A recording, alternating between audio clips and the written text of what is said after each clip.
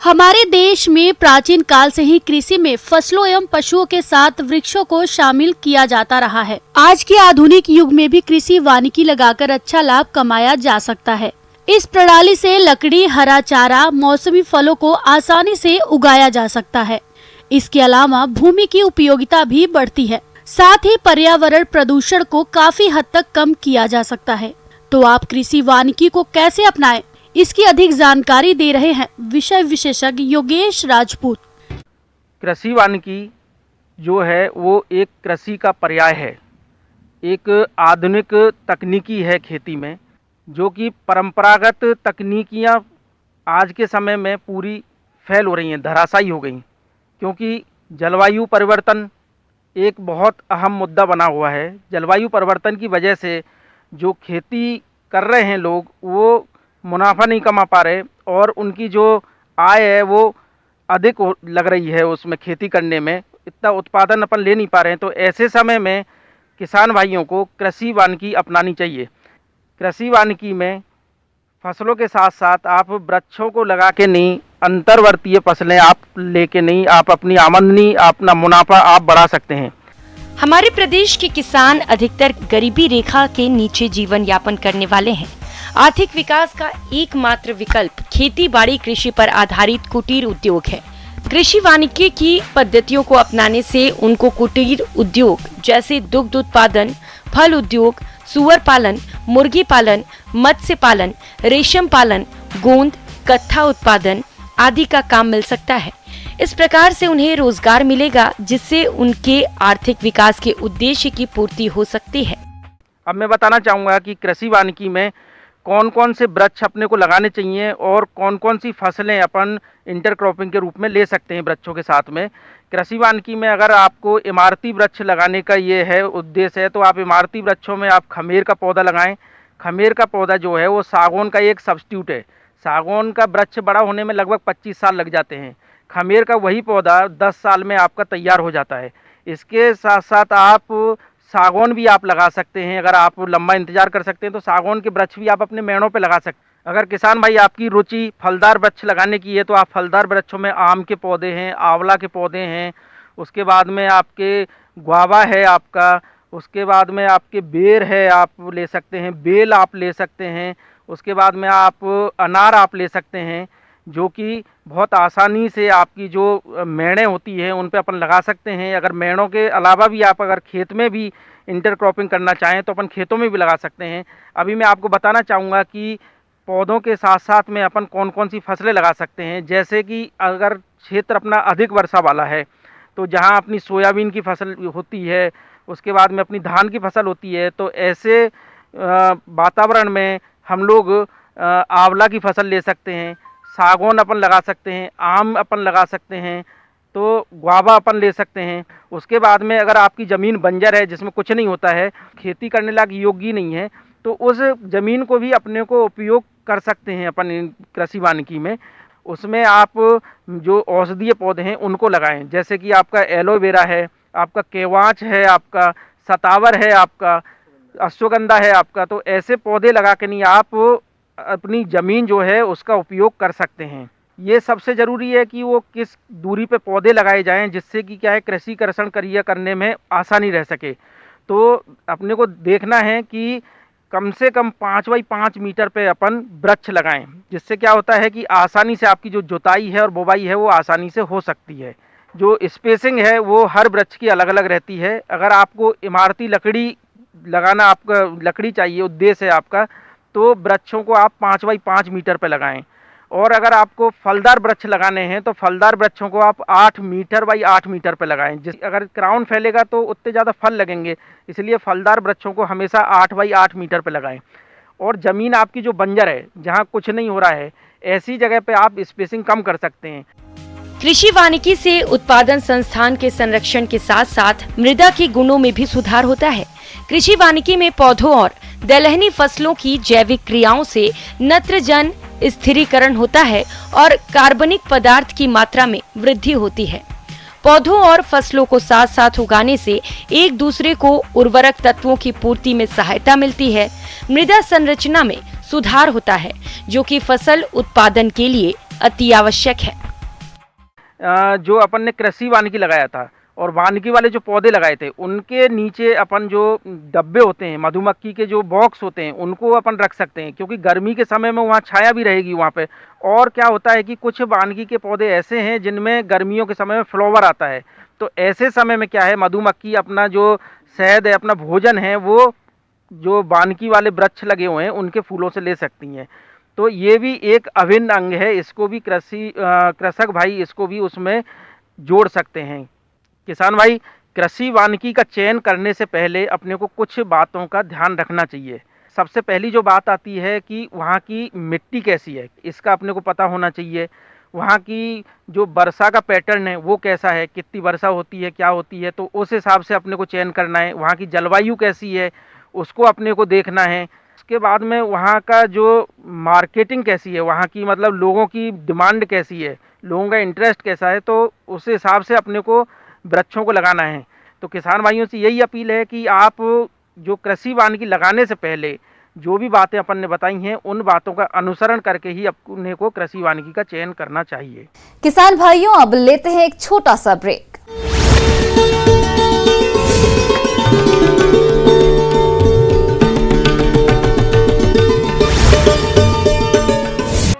Break के बाद आप सभी दर्शकों का अन्नदाता में स्वागत है।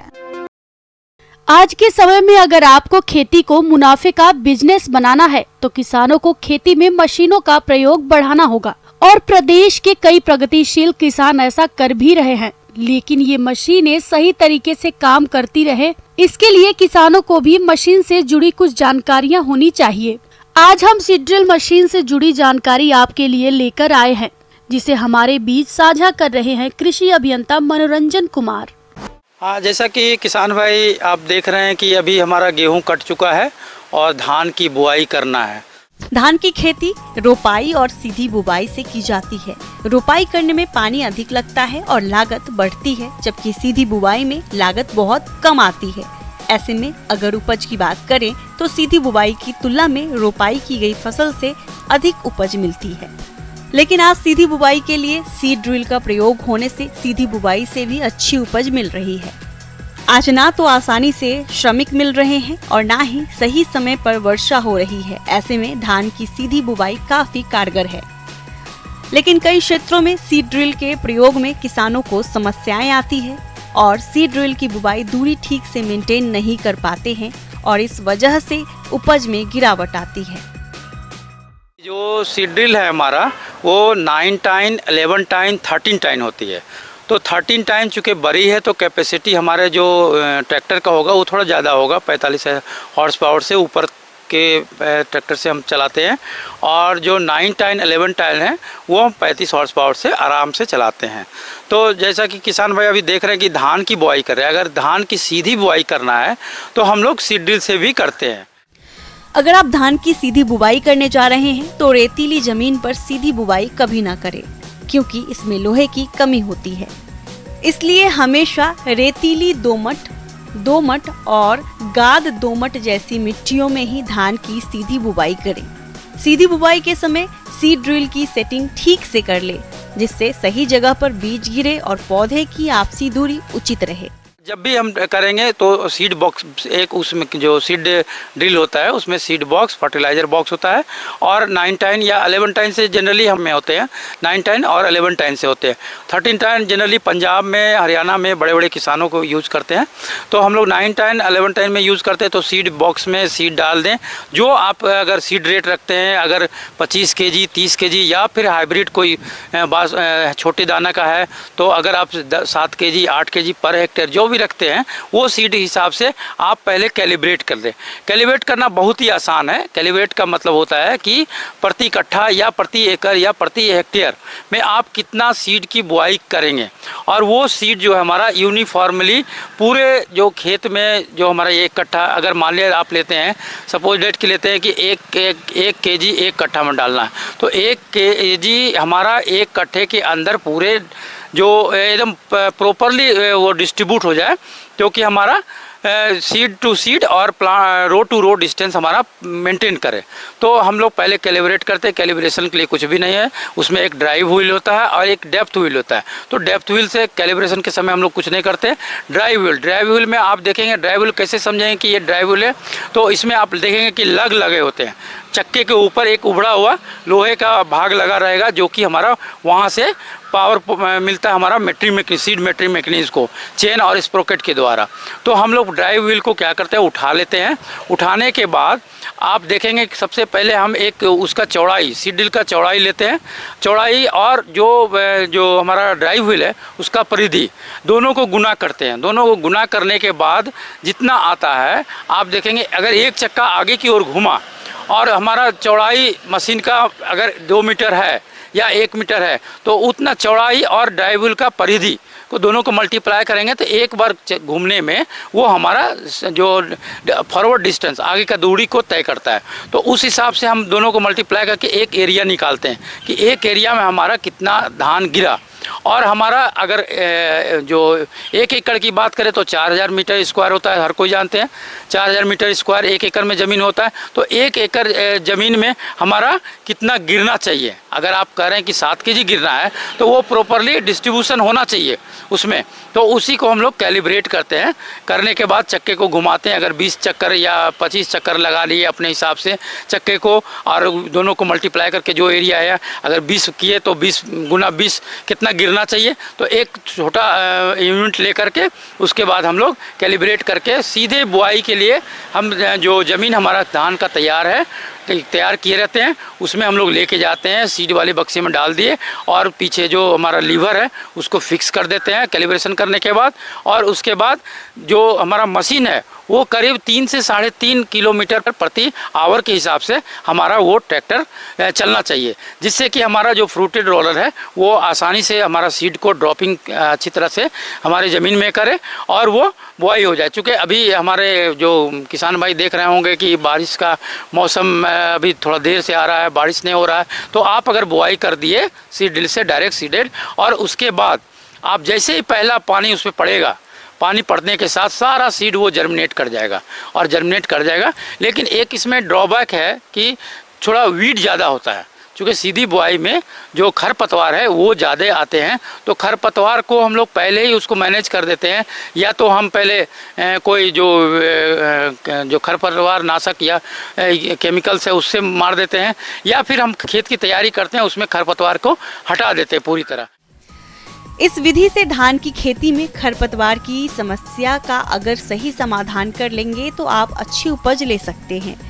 इसके लिए आप धान की बुवाई से 15-20 दिन पहले खेत की जुताई करके छोड़ दें। 1-2 बारिश के बाद खरपतवार निकलेंगे, जिन्हें बुवाई करने से पहले जुताई करके पलट दें। अगर ऐसा नहीं कर पाते हैं तो धान की बुवाई करने के 5 से 6 दिन पहले ग्लाइफोसेट दवा या 24 घंटे पहले पैराक्वाट का छिड़काव करके खरपतवारों को खत्म कर सकते हैं। या बुवाई करने के बाद 2 दिन के दौरान पेंडिमेथिलीन या प्रेटिलाक्लोर या ऑक्साडाइविल खरपतवार नाशी का छिड़काव करके खरपतवारों को कंट्रोल कर सकते हैं। अगर आप इन सभी उपायों को नहीं अपना पा रहे हैं तो 15 से लेकर 30 दिन की फसल में भी खरपतवार नाशी दवाओं का छिड़काव कर सकते हैं। इन अवस्थाओं पर प्रयोग के लिए तमाम दवाएं बाजार में मौजूद हैं। तो अगर आप देखेंगे कि सीधी बुआई और जो पुरानी विधि है हमारा, उससे लगभग हम 30 से 35% तक हम बचत कर लेते हैं हमारा जो इनपुट में। और इनपुट में अगर बचत कर लिए तो आपका जो खेती है वो लाभप्रदक होगा ही। आगे और भी है खेती बाड़ी से जुड़ी हुई बहुत सी रोचक जानकारियां। यहाँ रुकेंगे एक और छोटे से ब्रेक के लिए। ब्रेक के बाद एक बार फिर से आप सभी दर्शकों का अन्नदाता कार्यक्रम में बहुत बहुत स्वागत है।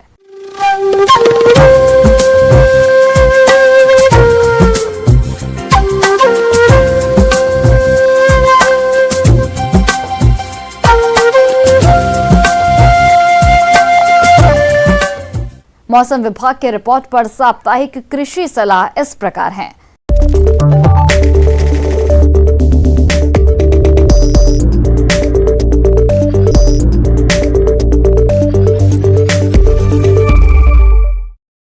ग्रामीण कृषि मौसम सेवा, भारत मौसम विज्ञान विभाग, जवाहरलाल नेहरू कृषि विश्वविद्यालय जबलपुर द्वारा भेजे गए मौसम पूर्वानुमान रिपोर्ट के आधार पर जिला बालाघाट और इससे लगे जिलों के किसान भाइयों को सलाह दी जाती है कि आज इन क्षेत्रों में हल्की वर्षा और मध्यम वर्षा की संभावना है, साथ ही बादल छाए रहेंगे।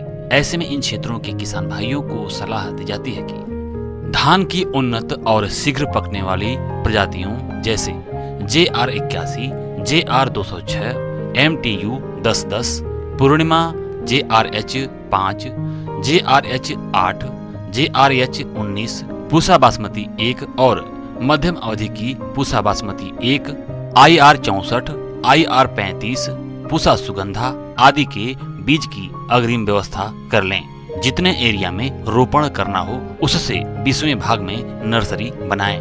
नर्सरी में खैरा रोग दिखाई देने पर 20 gram urea, 5 gram zinc sulphate प्रति 10 वर्ग मीटर के हिसाब से पानी में घोल बनाकर छिड़काव करें। अरहर की बुआई सिंचाई के अभाव में वर्षा शुरू होने पर ही करें। अधिक पैदावार देने वाली किस्में जैसे राजीव लोचन, ICPH 87, आशा, TJT 501, राजेश्वरी का उपयोग करें। खरीफ की लत्तर वाली सब्जियों जैसे लौकी, कुमड़ा का बैग में पौधे तैयार करें और करेला, बरबट्टी लगाने के लिए अच्छी किस्म का चयन कर मेड़ नाली पद्धति से फसल लगाना सुनिश्चित करें। कुंदरू और परवल लगाने के लिए खेत तैयार करें। जो किसान भाई फलदार पौधे लगाना चाहते हैं वे वर्तमान में खेतों की तैयारी करें और साथ ही साथ खेतों में वर्षा ऋतु में पौधे लगाने के लिए गड्ढे खोदने का कार्य प्रारंभ करें। गड्ढों में मिट्टी के साथ सड़ी हुई गोबर की खाद, दीमक मारने की दवा एवं अनुशंसित उर्वरक की मात्रा मिलाकर पुनः जमीन से 10 सेंटीमीटर ऊंचा भरें। वर्तमान मौसम खरीफ सब्जियों जैसे टमाटर, बैंगन, मिर्च इत्यादि के बुआई के लिए अनुकूल है। अतः किसान भाइयों को सलाह दी जाती है कि लगभग 6 इंच ऊंची क्यारियां बनाकर बीजों की बुआई करें। अदरक, हल्दी और जिमीकंद फसल को लगाने की तैयारी कर कंदों को उपचारित करके खेतों में रोपण करें। पशु चिकित्सक से संपर्क करके अपने मवेशियों को गला घोटू एवं लंगड़ी रोग का टीकाकरण करवाएं। 3 बार स्वच्छ और ताजा पानी पिलाएं एवं संतुलित आहार दें। वर्तमान में पशुओं को चारा दाना सुबह जल्दी और देर शाम को खिलाएं, जिससे पशुओं को आहार ग्रहण करने में होने वाली कमी से बचा जा सके।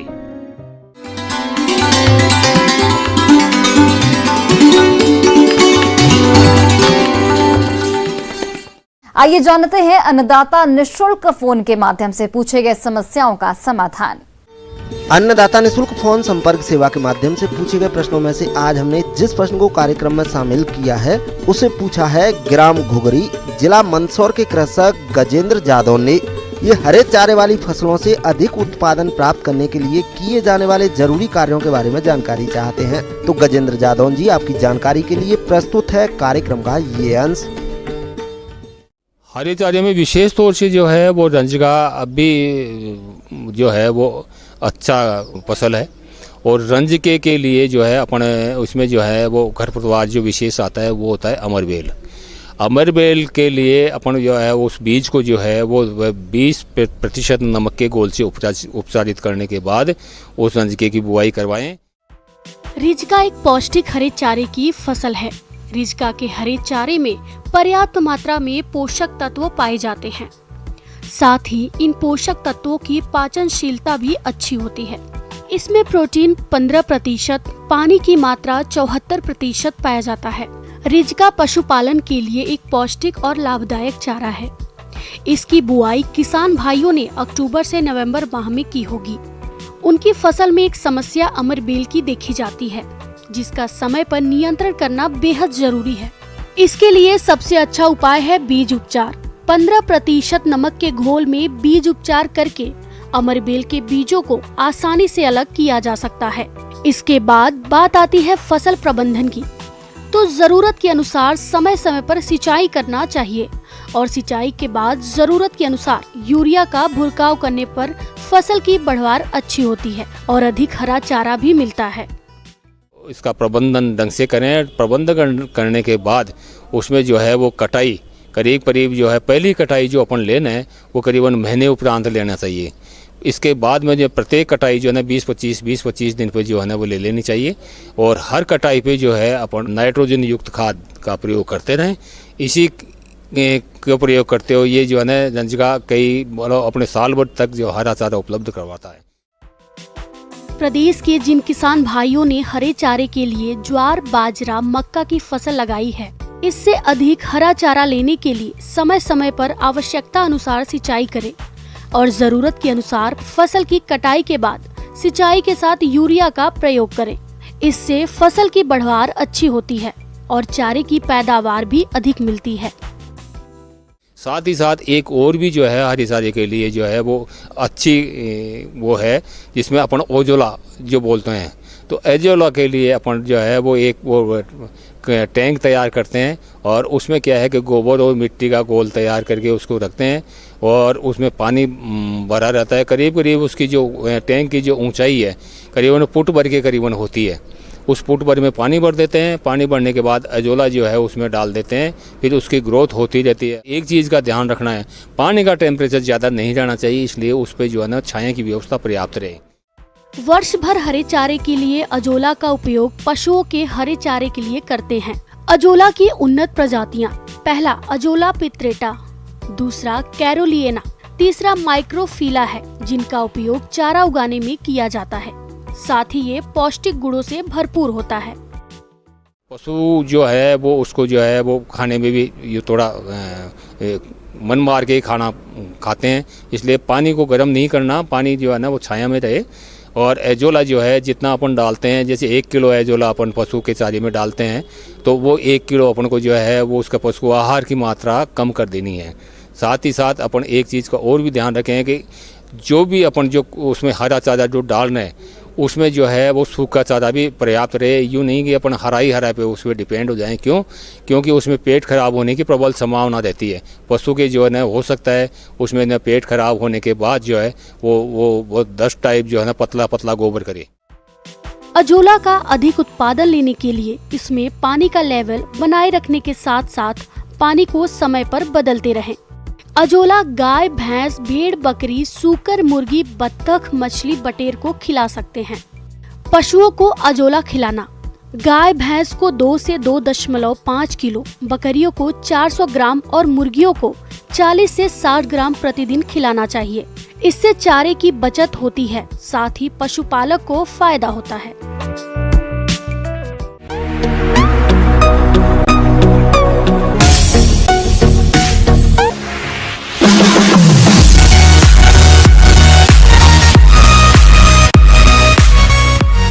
एक नजर डालते हैं राज्य के कुछ मंडियों के प्रमुख फसलों के बाजार भाव पर।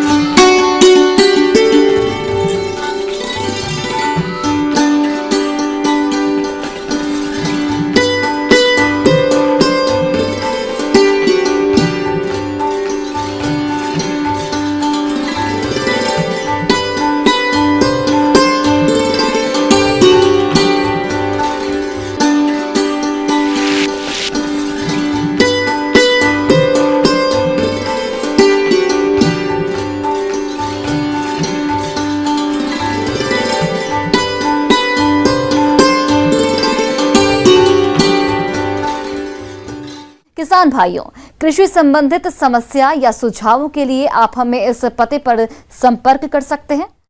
प्रोड्यूसर अन्नदाता news 18 Madhya Pradesh Chhattisgarh, Ramoji film city Hyderabad 501512। साथ ही आप हमें ईमेल भी कर सकते हैं। हमारा ईमेल आईडी है p18annadatamp@news18.com।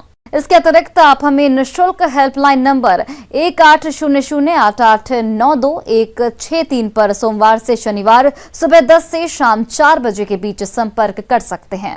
अब समय हो रहा है आपसे विदा लेने का। कल फिर से आपसे मुलाकात होगी कृषि से जुड़ी महत्वपूर्ण जानकारियों के साथ। नमस्कार।